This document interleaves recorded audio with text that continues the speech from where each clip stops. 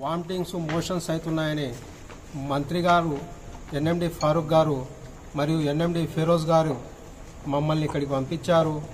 Social మీడియాలో కానీ ప్రతి సోషల్ మీడియాలో అంతా పిల్లలకు చాలా ఇబ్బందిగా ఉంది, వారికి ట్రీట్మెంట్ ఇవ్వాల్సిన బాధ్యత ఉంది అని బయటికి రావడంతో మమ్మల్ని ఎన్ఎండి ఫారూక్ గారు మంత్రి గారు అలాగే ఎన్ఎండి ఫిరోజ్ గారు ఇక్కడికి పంపించడం జరిగింది.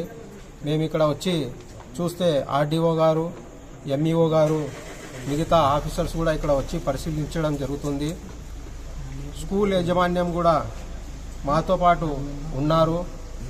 ఇక్కడ పిల్లలను పరిశీలిస్తే హాస్టల్లో కానీ విద్యార్థులు మగపిల్లలు ఆడపిల్లలు హాస్టల్లో చూస్తే చాలా వామిటింగ్స్ భయంకరంగా ఉంది పరిస్థితి. కానీ అప్పటికే వాళ్ళు క్లీన్ చేసినారు. పిల్లలు అయితే మధ్యాహ్నం నుంచి చాలా బాధపడుతున్నారు. వాళ్లకు డాక్టర్ సోమశేఖర్ రెడ్డి గారు ట్రీట్మెంట్ ఇచ్చారని తెలిసింది. వాళ్ళతో కూడా సార్తో కూడా మాట్లాడడం జరిగింది. కానీ ఇద్దరు డాక్టర్లు ఇప్పటికి కూడా స్కూల్లో హాస్టల్లో ఉన్నారు, వాళ్ళు ట్రీట్మెంట్ చేస్తున్నారని మాకు తెలిసింది. మేము స్కూల్ యాజమాన్యానికి ఒకటే కోరుకుంటున్నాము, పిల్లలకు ఏదైనా ఇబ్బంది ఉంటే ఇద్దరు కాదు 20 మంది డాక్టర్లను పిలిచి పిల్లల భవిష్యత్తు దృష్ట్యా వాళ్లకు ట్రీట్మెంట్ చేయాల్సిన బాధ్యత యాజమాన్యం మీద ఉంది. అలాగే మేము కూడా వారికి పూర్తిగా సహకరిస్తాము.